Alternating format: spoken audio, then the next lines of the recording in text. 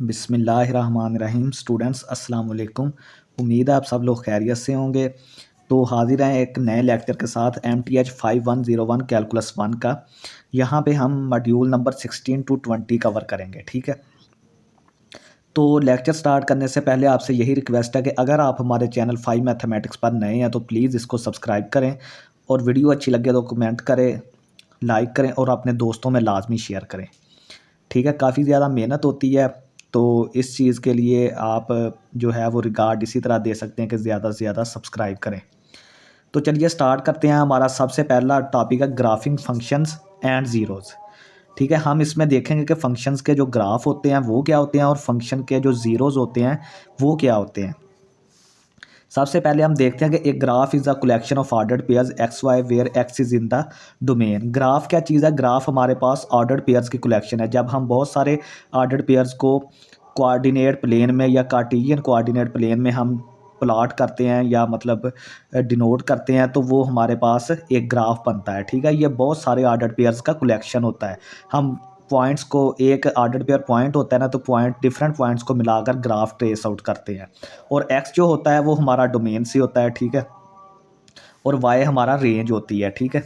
तो चलिए नेक्स्ट है कि graphs provide a visual understanding of function behaviour. Graph क्या हमारी हेल्प आउट करते हैं कि जब आप ग्राफ को देखेंगे तो हमें फंक्शन के बिहेवियर के बारे में ये विजुअल अंडरस्टैंडिंग दे देते हैं।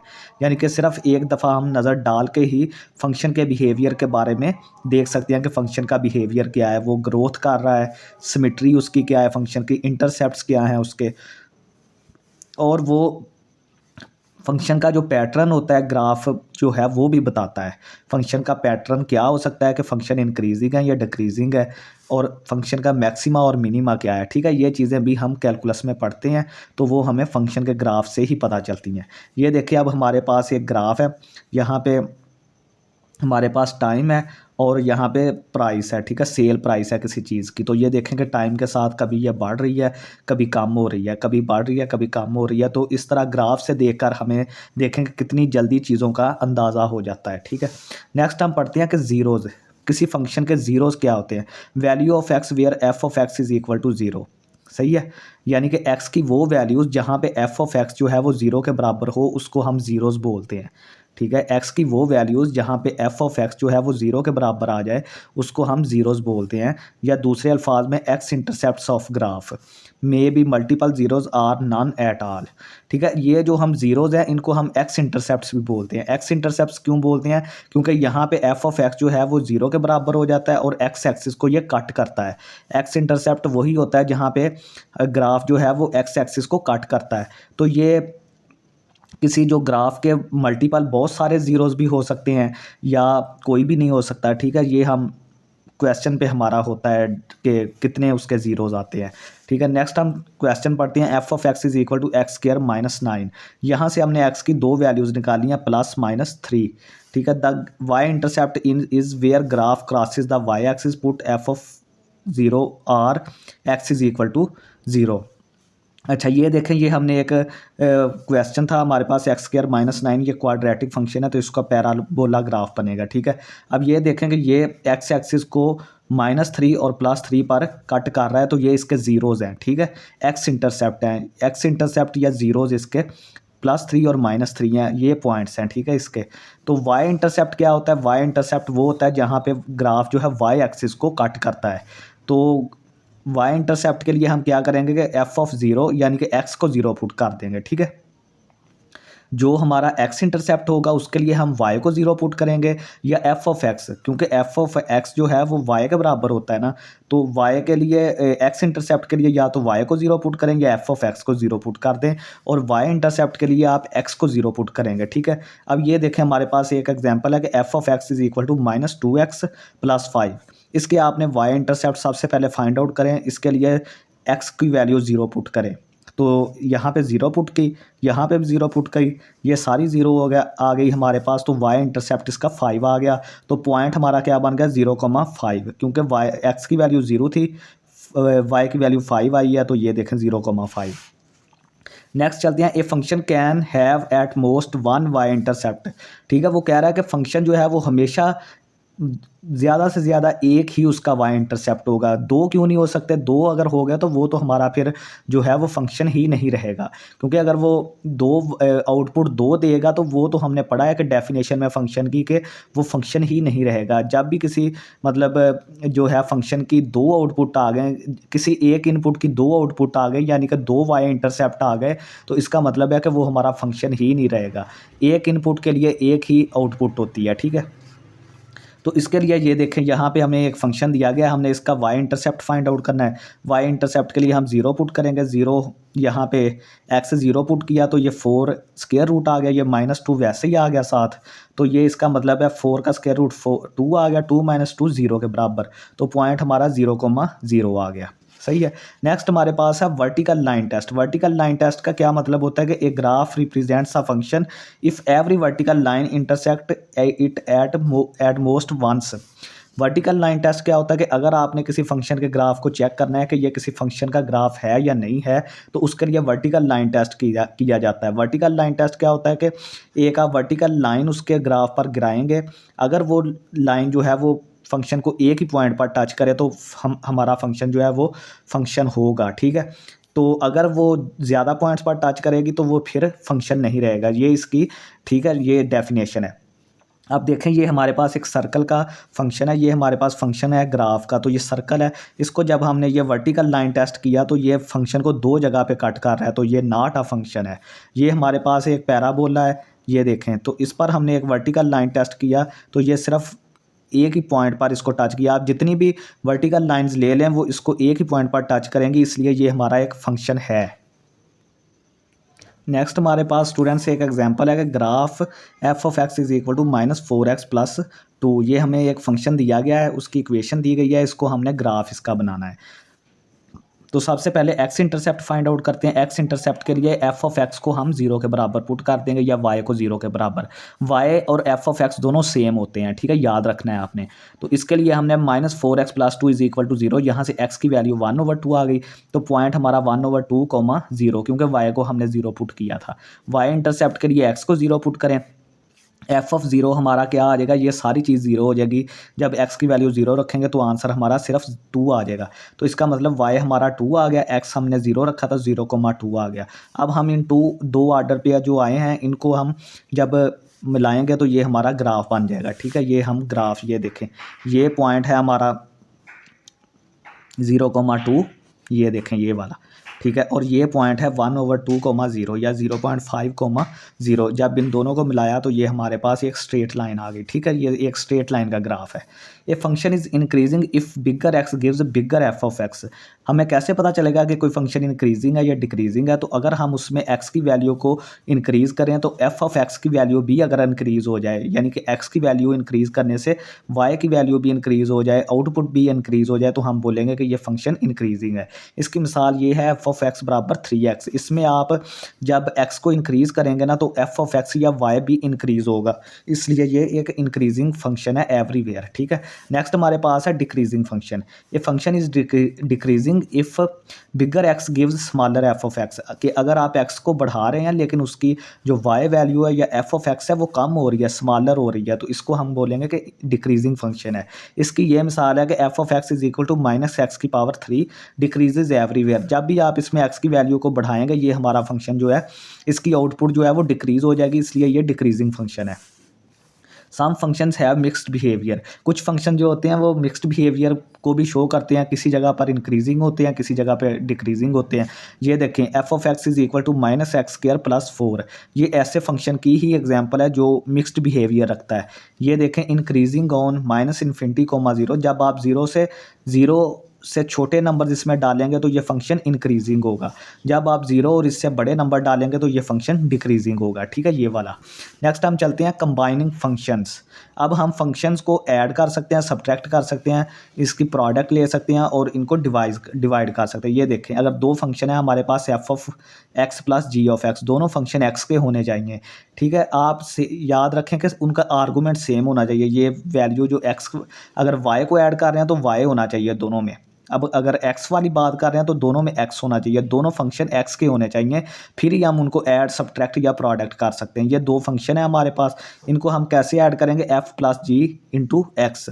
इसी तरह सब्ट्रैक्शन है, दो function f of x g of x minus हो रहे हैं, तो इनको कैसे सब्ट्रैक्ट करेंगे, f minus g into x. इसी तरह प्रोडक्ट है f of x into g of x, दो हमारे पास फंक्शन है, तो एफ इंटू जी तो साथ एक्स आ गया, ठीक है। तो नेक्स्ट हमारे पास है f over g into x, ये हमारे पास f of x over g of x आ जाएगा, ठीक है। तो इसमें हमारे पास क्या होगा कि जी ऑफ एक्स जो है वो जीरो के बराबर नहीं होगा, जीरो के बराबर हो गया तो ये अनडिफाइन हो जाएगा, इन्फिनिटी को अप्रोच कर जाएगा। तो ये थी स्टूडेंट्स के फंक्शन पर हम ऑपरेशंस कौन कौन से कर सकते हैं, सारे ऑपरेशंस कर सकते हैं, ठीक है। प्लस माइनस मल्टीप्लिकेशन और डिवीजन सारे दो फंक्शन अगर एक्स के फंक्शंस है ना तो उनको हम ऐड सब्ट्रैक्ट मल्टीप्लाई सारा कुछ कर सकते हैं।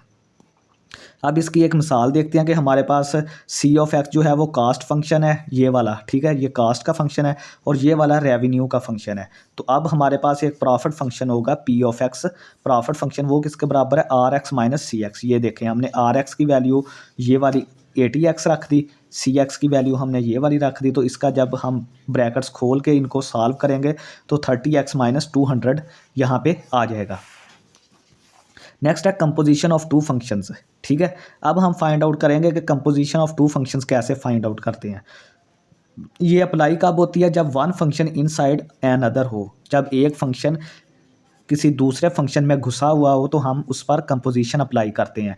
ये देखें f of g of x, इसका क्या मतलब है कि दो फंक्शन थे एफ और जी दो फंक्शन थे एक्स के, तो एफ और जी ये दोनों आपस में घुस गए हैं, ठीक है। तो इनको ये देखें, ये कंपोजिशन है एफ कंपोजिशन जी, इसको पढ़ते हैं एफ कंपोजिशन जी।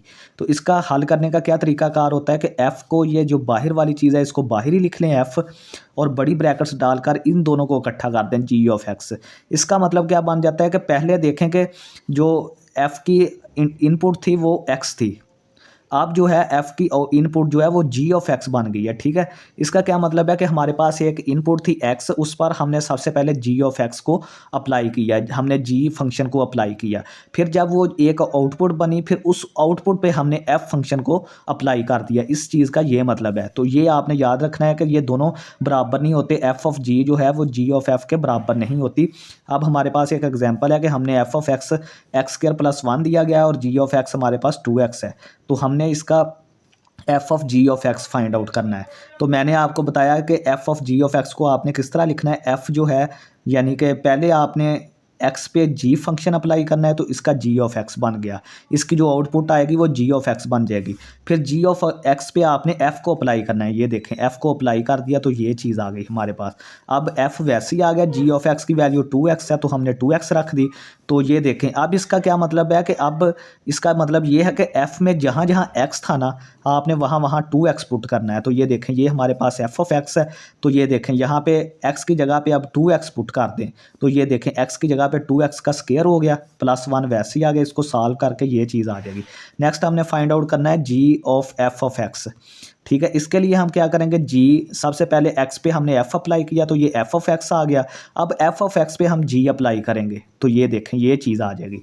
अब g ऐसे ही आ गया, f ऑफ x की वैल्यू हमारे पास क्या है एक्स स्क्वायर प्लस 1, वो हमने यहाँ पे रख दी। अब इसका क्या मतलब है, इसका मतलब ये है कि जहाँ जहाँ पे g में x था ना, g में x था उसकी जगह पे आपने एक्स स्क्वायर प्लस 1 रखना है। तो ये देखें यहाँ पे g ऑफ x की वैल्यू 2x थी तो हमने x की जगह पे ये 2 वैसे ही आ गया, x की जगह पे ये चीज़ रख दी, ये देखें ये आ गया, तो ये 2x स्क्वायर प्लस 2 आ गया। अब हम बात करेंगे सिमिट्री।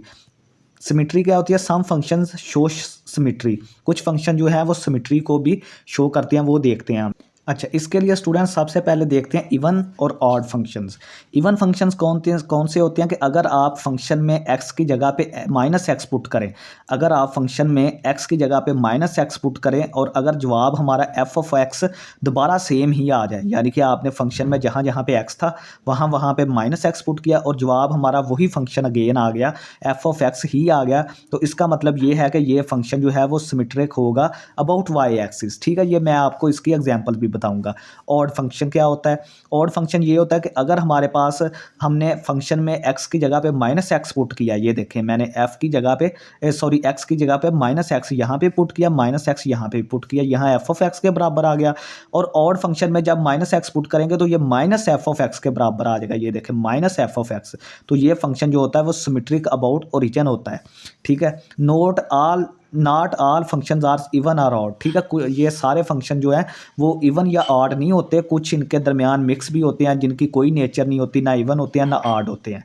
तो ये देखें ये हमारा सबसे पहला ग्राफ है y is equal to x square. अगर आप इसमें माइनस एक्स स्क्वायर में आप माइनस एक्स पुट करें तो जवाब हमारा अगेन एक्स स्क्वायर ही आ जाता है। तो इसका मतलब ये है कि ये एक इवन फंक्शन है, इवन फंक्शन है। तो ये हमारा वाई एक्सिस है, ये देखें वाई एक्सिस। तो अब सिमेट्री का क्या मतलब है? सिमेट्री का ये मतलब है कि जिस तरह का ग्राफ वाई एक्सिस के राइट पे है ना, उसी तरह का ग्राफ वाई एक्सिस के लेफ्ट पे भी है, ये देखें ये, ठीक है। ये हमारा राइट पे अगर हम बात कर रहे हैं ना ये यहाँ पे तक, तो इतना ग्राफ ही हमारा लेफ्ट पर है, ये इसको बोलते हैं सिमेट्रिक अबाउट वाई एक्सिस। अब हम बात करेंगे f of x is equal to x की पावर 3। जब इसमें हम माइनस एक्स पुट करते हैं ना तो इसका जवाब माइनस एक्स की पावर 3 आ जाता है। तो ये हमारे पास माइनस एफ ऑफ एक्स के बराबर आता है। तो ये हमारा ओड फंक्शन होगा। ओड फंक्शन होगा तो ये देखें ये हमारा ओरिजिन है। तो ओरिजिन के इस साइड पे ये देखें इस तरह का ग्राफ है और ओरिजिन के दूसरी साइड पे भी इस तरह का ग्राफ है। तो इसका मतलब है कि ओड फंक्शन जो है वो ओरिजिन के सिमेट्रिक होता है, ओरिजिन के अबाउट सिमेट्रिक होता है। ये देखें जिस तरह का ये ग्राफ है ना, ये ओरिजिन है, इसी तरह का ये नीचे की तरफ ग्राफ है, यानी कि जिस तरह का ऊपर है उसी तरह का ओरिजिन के नीचे की तरफ है। अब हम बात करते हैं एग्जाम्पल्स की, 2-3। ये हमें फंक्शन दिया गया, चेक करना है कि इवन है या ऑड है। तो सबसे पहले आप x की जगह पे माइनस एक्स पुट करें, ये f ऑफ माइनस एक्स यहाँ पे आ गया। तो यहाँ पे आप -5 वैसे ही आ गया, माइनस एक्स की पावर 4 आ गया, +7 ये वाला आ गया, x की जगह पे माइनस एक्स स्क्वायर -2 बराबर, ठीक है, 0 आ गया। तो यहाँ पे हमने क्या किया, f ऑफ माइनस एक्स किसके बराबर आ गया, -5 वैसे आ गया, माइनस एक्स की पावर 4। अब देखें कि माइनस एक्स की पावर इवन है, तो जब इवन होगी तो ये प्लस में चेंज हो जाएगा, माइनस एक्स जो है वो प्लस में चेंज हो जाएगा। इसका मतलब ये x की पावर 4 आ गया, +7 आ गया, माइनस एक्स की पावर फिर इवन है, फिर ये एक्स स्क्वायर पॉजिटिव में चेंज हो जाएगा, तो एक्स स्क्वायर आ गया, -2, ये -2 वैसे ही आ गया। तो इसका मतलब ये है कि फंक्शन में कोई फ़र्क नहीं पड़ा, ये एफ ऑफ एक्स के ही बराबर आ गया, तो ये इवन फंक्शन है। नेक्स्ट हमारे पास है एक फंक्शन 2x की 5 -4x + 5। तो ये हमारे पास एफ ऑफ माइनस एक्स, जब हमने माइनस एक्स पुट किया तो ये 2 × -x की पावर 5 -4 ये वाला, -x ये वाला, +5 ये आ गया। अब ये देखें कि एफ ऑफ माइनस एक्स किसके बराबर है, 2 वैसे ही आ गया। अब देखेंगे अगर -x की पावर इवन ऑड हो तो फिर ये -7 रहता है, तो ये माइनस हमने बाहर निकाल के -2x की पावर 5 आ गया, +4x, ये देखें प्लस माइनस प्लस, ये 4x आ गया, +5। अब ये देखें ये जो नया फंक्शन आया ना -x को पुट करने के बाद, ये कोई अजीब सा फंक्शन है, ये ना तो -f ऑफ x के बराबर है और ना ही ये f ऑफ x के बराबर है। तो इसका मतलब ये है कि ये ना इवन है या ना ऑड है, इनमें से कोई भी नहीं है, ये कोई मिक्स टाइप ही है, ठीक है। नेक्स्ट हमारे पास है absolute value function. Absolute value function हमने एब्सोल्यूट वैल्यू पढ़ी थी कि इसका मतलब क्या होता है। अब एब्सोल्यूट वैल्यू फंक्शन भी पढ़ते हैं। तो इसको कैसे रिप्रेजेंट करता है, ये देखें इसको ऐसे रिप्रेजेंट करते हैं x मॉड से, f ऑफ x या y is equal to x mod. अब इसके 2 केसेस हैं, ठीक है, मैंने आपको बताया था ना कि इसके 2 केसेस होते हैं। तो कैसे कि अगर हमारा x जो है वो <0 हो, यानी कि अगर जो मॉड के अंदर चीज़ है वो माइनस नंबर है, तो एक तो माइनस उसका आएगा, दूसरा हम उसके अपने पास से लगा के ये -x, ठीक है, -x ये वाला, एक माइनस ये वाला, तो माइनस माइनस प्लस हो के इसकी वैल्यू हमेशा पॉजिटिव आती है मॉड की, आपने याद रखना है, ठीक है। तो ये देखें अगर x हमारा <0 हो, मतलब कि आपने चेक करना है कि इसके अंदर माइनस नंबर है, तो आपने ये वाले माइनस से उस माइनस को ज़रब दे के तो ये प्लस वाला ही आपका जवाब आएगा। तो अगर तो आपका नंबर 0 है या 0 से बड़ा है, यानी कि पॉजिटिव नंबर है, फिर तो उसका जवाब x ही आ जाएगा, वही नंबर आ जाएगा, उसमें कोई मसला नहीं होता। थोड़ी जी परेशानी होती है जब नंबर माइनस वाला हो, यानी कि -5 का मॉडुलस क्या होगा, ये -1 ये वाला माइनस, और x की वैल्यू अंदर क्या है, -5। अब इसके अंदर x की वैल्यू क्या है -5, x इज़ लेस दैन 0 है तो ये +5 आ जाएगा, ठीक है, ये आप ज़हन में रखें। तो नेक्स्ट हमारे पास है कि इसके जो डोमेन होती है ना इस फंक्शन की, ये ऑल रियल नंबर होती है। आप इसमें कोई भी रियल नंबर डाल दें, ये फंक्शन अनडिफाइंड नहीं होता, ना ही कम्प्लेक्स बनता है। और इसकी जो रेंज होती है ना वो नॉन नेगेटिव रियल नंबर होते हैं। मैंने आपको बताया ना कि इसका जो जवाब है ना वो हमेशा या तो 0 आ सकता है, कम से कम जो है वो 0 होता है, या हमेशा जो है वो पॉजिटिव रहता है। 0 का माड 0 के बराबर होता है, तो इस वजह से ये नॉन नेगेटिव है। नॉन नेगेटिव कौन से नंबर होते हैं? जिसमें 0 भी शामिल हो और पॉजिटिव नंबर सारे, ठीक है। तो देखें कि अगर 0 हमारा हो तो नॉन नेगेटिव 0 जवाब आ जाएगा। अगर जितने भी हमारे नंबर बाकी आएंगे ना, चाहे वो प्लस हो माइनस हो, तो उनका जो मॉडुलस होगा ना वो हमेशा पॉजिटिव नंबर ही रहेगा। ये मैंने आपको समझा दिया है। तो इसकी रेंज जो है ना वो 0 से लेकर सारे पॉजिटिव इन्फिनिटी तक है, सारे पॉजिटिव रियल नंबर। नेक्स्ट हम इसकी सिमेट्रिक, ये हमारे पास एक इवन फंक्शन है। ये देखें कि हमने अगर x की जगह पे -x भी पुट किया है ना तो उसका जवाब भी हमारे पास x ही आएगा, पॉजिटिव x ही आएगा, ठीक है। तो ये देखें इसका ये ग्राफ होता है, ये सिमेट्रिक अबाउट y एक्सिस है। ये देखें ये y एक्सिस है हमारा, तो जिस तरह का ग्राफ इस तरफ है उसी तरह का ग्राफ इस तरफ भी है। y के राइट पे जिस तरह का ग्राफ है y के लेफ्ट पर भी उसी तरह का ग्राफ है, सही है। तो ये हमारे पास एक एग्जांपल है कि ये हमें गिवन है f(x) ये है, तो इसकी डोमेन तो मैंने आपको बताया था कि आर रियल नंबर है। अब इसमें देखें कि इसकी मिनिमम वैल्यू क्या आ सकती है। रेंज के लिए हम फाइंड आउट करते हैं कि इसकी मिनिमम वैल्यू क्या आ सकती है। मिनिमम वैल्यू अगर ये चीज़ 0 भी हो जाए, फ़र्ज़ करें ये चीज़ 0 भी हो जाए, तो इसकी मिनिमम वैल्यू तो +4 ही रहेगी, +4 तो आएगी ही आएगी। तो इसका मतलब है इसकी रेंज 4 से लेकर पॉजिटिव सारे रियल नंबर, 4 से लेकर पॉजिटिव सारे रियल नंबर। तो ये देखें 4 पे बड़ी ब्रैकेट आ गई क्योंकि 4 इसमें शामिल है। अब हम देखते हैं टाइप्स ऑफ फंक्शंस। फंक्शंस की टाइप्स देखते हैं। सबसे पहले है लीनियर फंक्शन। लीनियर फंक्शन की हमारे पास किस तरह की फॉर्म होती है कि f(x) या y = mx + b। ये हमारे पास लीनियर फंक्शन है क्योंकि इसमें x की जो डिग्री है ना या x का जो मर्तबा है वो बड़े से बड़ा 1 है। तो ये हमारा लीनियर फंक्शन हो गया। इसमें जो m है ना, m होता है स्लोप ऑफ द लाइन, ठीक है। जिस लाइन का ये ग्राफ है ना या जिस लाइन को ये फंक्शन रिप्रेजेंट कर रहा है, m जो है वो उसकी स्लोप होगी। स्लोप का क्या मतलब होता है? Rate of change. तो b हमारा यहाँ पे होता है y इंटरसेप्ट। y इंटरसेप्ट क्या होता है? जहाँ पे x 0 हो। y इंटरसेप्ट निकालने के लिए हम x को 0 पुट करते हैं ना, तो ये इसलिए b जो है इसका y इंटरसेप्ट है। When it has a graph that is a straight line, और इसका लीनियर फंक्शन का ग्राफ हमेशा एक स्ट्रेट लाइन होता है, ठीक है, इसीलिए इसको लीनियर फंक्शन बोलते हैं। अब हम बात करते हैं कि इसकी example distance is equal to s is equal to v, जो कि फिजिक्स में आपने पढ़ा होगा। ये कांस्टेंट स्पीड का रिलेशन है। तो कांस्टेंट स्पीड का जो ग्राफ बनता है वो एक लीनियर ग्राफ बनता है, आपने अगर फिजिक्स में देखा हो ग्राफ। तो हमारे पास जो स्लोप होती है ना, m जो होता है उसका फार्मूला ये होता है y2 - y1 x2 - x1। यानी कि अगर आपको 2 पॉइंट्स दिए गए हैं लाइन पर तो आप उनकी मदद से स्लोप फाइंड आउट कर सकते हैं लाइन की। तो ये y2 - y1 का क्या मतलब होता है कि आप स्लोप हमेशा उसी टाइम होती है जब आप किसी ढलवानी जगह पे ऊपर चढ़ रहे हो, मतलब कि किसी पहाड़ी पर चढ़ रहे हो या किसी सीढ़ी पर चढ़ रहे हो, तो वो स्लोप बनती है ना, स्टीप होता है, वो ढलवानी शक्ल होती है उसकी। तो उसके लिए क्या होता है कि आप जितना ऊपर जा रहे हैं ना, साथ साथ आप नीचे हॉरिजेंटल जो है वो भी एरिया कवर कर रहे हैं। आप तो जा रहे हैं, अप भी जा रहे हैं और साथ साथ हॉरिजेंटल डिस्टेंस भी आप कवर कर रहे हैं। तो इसलिए इसको स्लोप को हम राइज ओवर रन कहते हैं। राइज का क्या मतलब है कि जितना आपने वाई एक्सिस पर सफ़र तय किया, और रन का क्या मतलब होता है जितना आपने हॉरिजेंटल पर सफ़र तय किया। इन दोनों की जो रेशो होती है हम उसको स्लोप कहते हैं। स्लोप जो है वो हमें ढलवान के बारे में बताती है कि कोई चीज़ कितनी ढलवानी है, और डायरेक्शन ऑफ लाइन, और हमें लाइन की डायरेक्शन भी बताती है कि लाइन की डायरेक्शन क्या है।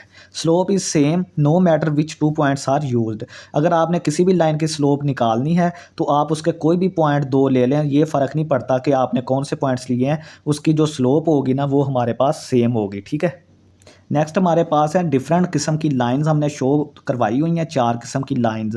तो हम देखेंगे कि उनकी स्लोप कैसे है। अगर तो ये देखें कि जिस तरह आप सीढ़ी के ऊपर चढ़ते हैं, जब सीढ़ी के ऊपर आप चढ़ते हैं, चढ़ते जाते हैं, यानी कि नीचे से ऊपर जाते हैं, तो वहाँ पे जो लाइन बनती है ना, या वो जो सीढ़ी होगी या जो सीढ़ी लगी होगी उसकी जो स्लोप होगी ना वो हमेशा पॉजिटिव होगी। और अगर आप ऊपर से नीचे आ रहे हैं, सीढ़ी को नीचे उतर रहे हैं, मतलब कि इस तरह यहाँ से आप इस तरह करके नीचे आ रहे हैं, इसमें आप इस तरह ऊपर जा रहे थे, ठीक है, तो स्लोप पॉजिटिव, इसमें आप नीचे जा रहे थे तो स्लोप नेगेटिव हो गई। पैरेलल लाइन एक्स एक्सिस के जो पैरेलल लाइन होती है उसकी स्लोप हमेशा ज़ीरो होती है, ये देखें, ठीक है। और जो वर्टिकल लाइन होती है, ठीक है, वर्टिकल लाइन कोई भी हो उसकी स्लोप हमेशा अनडिफाइन होती है, उसकी स्लोप के बारे में हम कुछ नहीं कह सकते, ठीक है। ये आपको पेपर में भी आ सकती हैं चीज़ें। नेक्स्ट हम different farms of linear equation की कुछ फार्म्स है, हम उनको देखेंगे कौन कौन सी फार्म है। सबसे पहली फार्म आती है स्लोप इंटरसेप्ट फार्म। इसमें क्या होता है, इसमें एक वाई इंटरसेप्ट होता है और एक स्लोप होती है लाइन की। तो हम इसको कैसे लिखते हैं, y is equal to m x plus b, जहाँ पे हमारा एम जो है वो स्लोप है और बी हमारा जो है वो वाई इंटरसेप्ट है, ठीक है। देखें इसमें एक इंटरसेप्ट है वाई और स्लोप है, इसको हम इसलिए स्लोप इंटरसेप्ट फार्म कहते हैं। नेक्स्ट हमारे पास है पॉइंट स्लोप फार्म। इसमें हमारे पास एक पॉइंट होगा लाइन पर जो होगा गिवन पॉइंट होगा और एक स्लोप होगी, ठीक है, वो हमारे पास ये चीज़ आ जाएगी, ठीक है। ये एक्स और वाई जो हैं वो कोऑर्डिनेट्स हैं उस पॉइंट के जो लाइन का जर्नल पॉइंट है। y1 और x1 जो हैं वो हमें गिवन पॉइंट होगा, जो हमें क्वेश्चन में गिवन पॉइंट होगा ना, y1 और x1 उसके कोऑर्डिनेट है। m जो है वो स्लोप है और x और y जो है वो कोई भी जर्नल पॉइंट है जो कि लाइन पर हमें पता होगा कि ये जर्नल पॉइंट है, ये सेम रहेगा, एक्स और वाई वाला पॉइंट सेम रहेगा। चेंज क्या होगा, चेंज या तो स्लोप होगी या फिर ये y1 x1 वाला पॉइंट चेंज होगा जो कि गिवन पॉइंट होगा। एक्स वाई हमारा जर्नल पॉइंट है on the line. Use when one point and slope is given, ये वाली फॉर्म जो है वो तब हम यूज़ करते हैं जब हमें स्लोप गिवन हो और लाइन पर कोई पॉइंट गिवन हो, ठीक है। ये स्टैंडर्ड फॉर्म है a x plus b y is equal to c, ये हमारे पास लाइन की स्टैंडर्ड इक्वेशन है। तो ये किस लिए अच्छी होती है, वर्टिकल लाइंस और हॉरिजेंटल लाइंस के लिए हम ये इक्वेशन यूज़ करें तो ठीक रहते हैं। नेक्स्ट हमारे पास एक एग्जांपल है कि एक इक्वेशन ऑफ लाइन हमने फाइंड आउट करनी है जो कि लाइन जो है वो 0,1 और 2,5 से पास कर रही है। ये देखें मैंने इसका ग्राफ बनाया है, ये 0,1 ये पॉइंट, 2,5 ये पॉइंट, यहाँ से ये लाइन पास कर रही है, ठीक है। तो सबसे पहले इसके स्लोप फाइंड आउट करना है। स्लोप का फार्मूला होता है y2 minus y1 x2 minus x1। ये देखें y2 की वैल्यू 5, y1 की वैल्यू 1, x2 की 2, x1 की 0, तो ये 4/2 हमारे पास 2 इसकी स्लोप आ गई।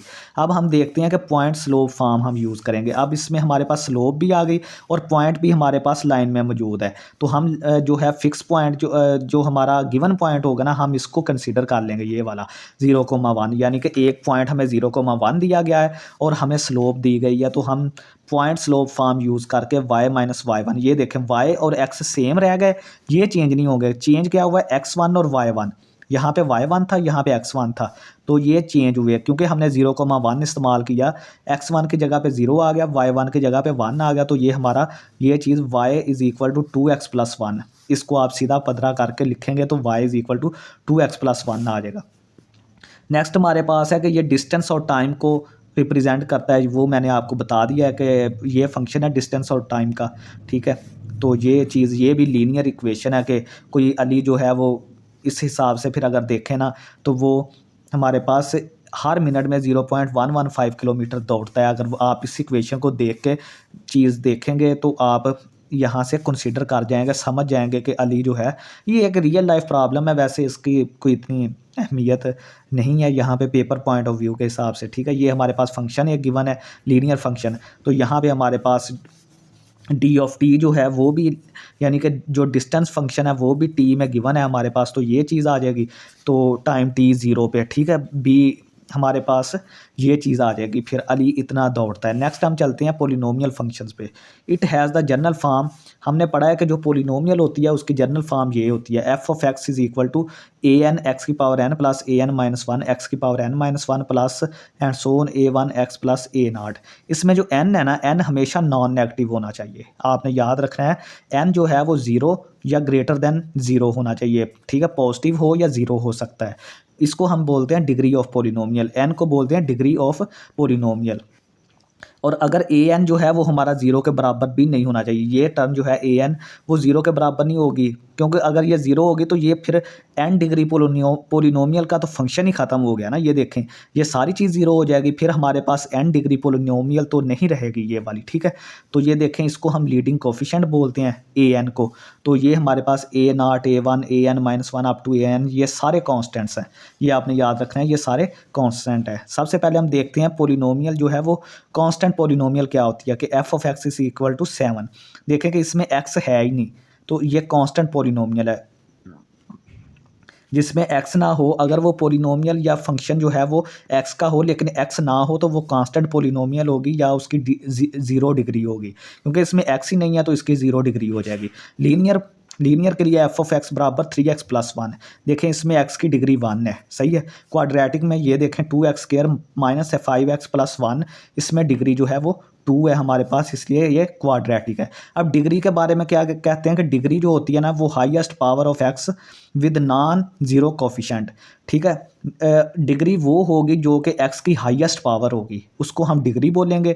और उसके साथ जो कोफिशेंट होगा ना वो भी नॉन ज़ीरो होना चाहिए। ये जो यहाँ पे मैंने आपको बताया है ना, ये देखें यहाँ पे, ठीक है। ये इसकी हाईएस्ट पावर है एन, और ये कोफिशेंट ए एन जो है वो नॉन ज़ीरो है। अब डिग्री क्या क्या चीज़ करती है? डिग्री जो है वो ग्राफ की शेप को भी डिटरमाइन करती है कि ग्राफ की शेप किस तरह की होगी। कर्व्स को भी हमें बताती है कि कर्व्स किस तरह की बनेगी। टर्निंग पॉइंट्स कहाँ कहाँ पे होंगे ग्राफ्स के। और जो एंड पॉइंट बिहेवियर है, यानी कि जब फंक्शन को हम एक्स को जब हम प्लस इन्फिनिटी या माइनस इन्फिनिटी बिल्कुल एंड पर अप्रोच करवाते हैं, प्लस इन्फिनिटी या माइनस इन्फिनिटी पर, तो वहाँ पे फंक्शन का बिहेवियर या and behaviour of a function क्या होगा, ठीक है। तो चलिए स्टूडेंट्स, आगे हमारे पास एक ये फंक्शन दिया हुआ है एफ ऑफ एक्स 4x की 5 माइनस 2x की 3 प्लस x, तो इसकी मैक्सिमम डिग्री 5 है। ये देखें इसकी डिग्री 5 हो जाएगी, ये मैक्सिमम पावर 5 है x की, और ये इसके साथ नॉन ज़ीरो कोफिशिएंट भी मौजूद है, ठीक है। N degree polynomial has at most n roots, ठीक है। जो अगर कोई एन डिग्री पोलिनोमियल है जिसका जो डिग्री है सबसे बड़ा एन है, तो उसके ज़्यादा से ज़्यादा एन रूट्स ही आ सकते हैं, यानी कि उसके एन सॉल्यूशंस ही आ सकते हैं। और अगर कोई हमारे पास एन डिग्री की हमारे पास फंक्शन है एन डिग्री का, तो उसके जो टर्निंग पॉइंट्स होंगे ग्राफ में वो n माइनस 1 होंगे।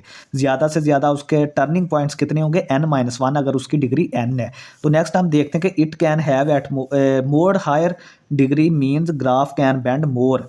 अगर किसी इक्वेशन या फंक्शन पोलिनोमियल फंक्शन की जो है वो डिग्री बहुत ज़्यादा है, तो इसका मतलब है कि उसके ग्राफ में बेंड भी बहुत ज़्यादा आएंगे, ठीक है। मोर रूट्स, इसका मतलब है कि उसके रूट्स भी ज़्यादा होंगे, तो इसका मतलब है कि उसके एक्स इंटरसेप्ट्स भी ज़्यादा होंगे, क्योंकि रूट्स को हम वही बोलते हैं कि जहाँ पे ग्राफ एक्स एक्सिस को कट करता है उसको हम रूट्स बोलते हैं, तो इसका मतलब ज़्यादा उसके एक्स इंटरसेप्ट भी ज़्यादा होंगे। अब हम देखते हैं कि फंक्शंस का एंड बिहेवियर क्या होता है।